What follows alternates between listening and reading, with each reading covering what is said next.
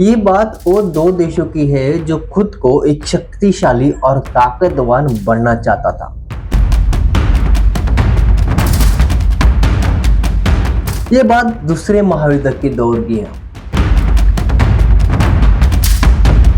ये बात जापान के तबाही की है। ये बात है हिरोशिमा और नागासाकी की।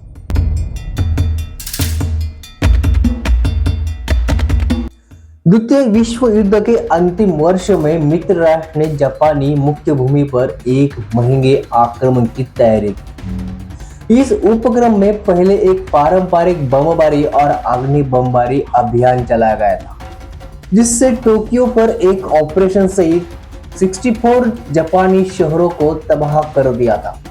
यूरोप में युद्ध तब समाप्त हुआ जब 8 मई 1945 को जर्मन ने आत्मसमर्पण कर दिया और मित्र राष्ट्र ने अपना पूरा ध्यान प्रशांत युद्ध पर लगा दिया। दिन था 6 अगस्त 1945 का।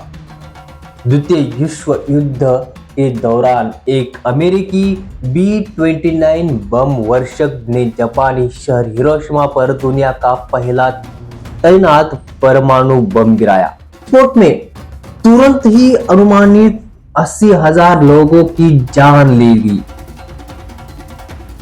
बाद में विकिरण के संपर्क में आने से हजारों लोग मारे गए और उसके ठीक 3 दिन बाद एक दूसरे B-29 ने नागासाकी पर एक और बम गिराया, जिसमें अनुमानित 40,000 लोग मारे गए। जापान के सम्राट हिरोहितो ने 15 अगस्त को एक रेडियो संबोधन में द्वितीय विश्व युद्ध में अपने देश के बिना शर्त आत्मसमर्पण की घोषणा की, जिसमें एक नए और सबसे क्रूर बम की विनाशकारी शक्ति का हवाला दिया गया। टोक्यो से लगभग 500 मील की दूरी पर स्थित लगभग 3,50,000 लोगों को विनिर्माण केंद्र हिरोशिमा को पहले लक्ष्य के रूप में चुना गया। प्रशांत यूनियन पर अमेरिकी बेस पर पहुंचने के बाद 9,000 पाउंड से अधिक यूरेनियम 335 बम को एक संशोधन में B-29 बम वर्षक विमान में लैंड किया गया, जिसका नाम एलोना गे इसके पायलट कर्नल पॉल डिपेट्स की मां के नाम पर रखा गया। विमान ने सुबह 8:15 पैराशूट द्वारा बम गिराया, जिसे लिटिल बॉम्ब के नाम से जाना जाता है, और यह हिरोशिमा से 2000। हिरोशिमा जापानी सेना के लिए एक महत्वपूर्ण केंद्र था और जापान के औद्योगिक और सैनिक आपूर्ति मार्ग का एक महत्वपूर्ण पड़ाव भी था।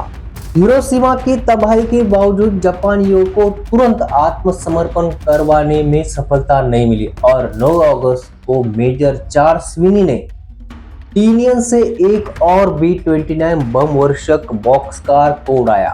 प्राथमिक लक्ष्य ओकुरा शहर के ऊपर घने बादलों में शिनोक को दूसरे लक्ष्य नागासाकी की ओर धकेल दिया, जहां उस समय 11:02 हो चुके थे। हिरोशिमा में इस्तेमाल किए गए बम से ज्यादा शक्तिशाली इस बम का वजन लगभग 10,000 पाउंड था और इसे 22 किलो टन का विस्फोटक करने के लिए बनाया गया था।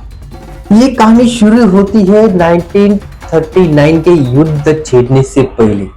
अमेरिकी वैज्ञानिकों का एक समूह, जिसमें से कई यूरोप में फांसीवादी शासक के शरणार्थी थे, नाजी जर्मनी के किए जा रहे परमाणु हथियार अनुसंधान से चिंतित हो गए थे। 1940 में अमेरिका सरकार ने अपने स्वयं के परमाणु हथियार विकास कार्यक्रम को आपत्ति पोषण करना शुरू ही किया था। द्वितीय विश्व युद्ध में अमेरिका के प्रवेश के बाद वैज्ञानिक अनुसंधान और विकास कार्यालय और युद्ध विभाग की संयुक्त जिम्मेदारी के तहत आया। संयुक्त राज्य अमेरिका ने परमाणु बम का उपयोग करने का निर्णय काफी विचार विमर्श के बाद किया था, लेकिन फिर भी इसमें भारी जानहानि हुई। ट्रिनिटी परीक्षण के समय तक मित्र शक्तियों ने यूरोप में जर्मनी को पहले ही हराया गया था। हालांकि जापान ने स्पष्ट संकेत के बावजूद भी अब उनके पास जीतने की बहुत कम संभावना थी।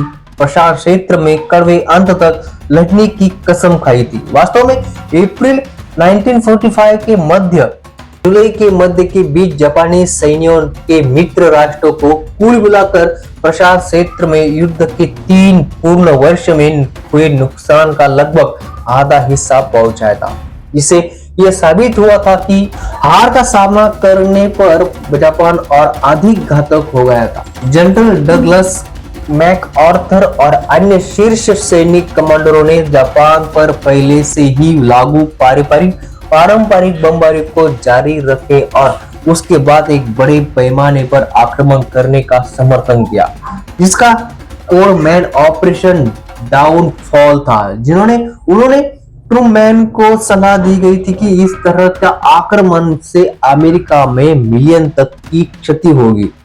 इतनी अधिक हताहत दर से बचने के लिए ट्रूमैन ने जनरल डवाइट आइजनहावर और मैनहट्टन प्रोजेक्ट के कई वैज्ञानिकों को भौतिक आपत्तियों के बावजूद युद्ध को जल्दी खत्म करने की उम्मीद से परमाणु बम का इस्तेमाल करने का फैसला लिया। परमाणु बमों ने युद्ध को समाप्त करके जापान की युद्ध क्षमता को कम करने और सोवियत संघ को रोकने के लिए एक महत्वपूर्ण भूमिका निभाई। परमाणु बमों का उपयोग एक विवादास्पद मुद्दा रहा है और आज भी इसके नैतिक और राजनीतिक जारी है।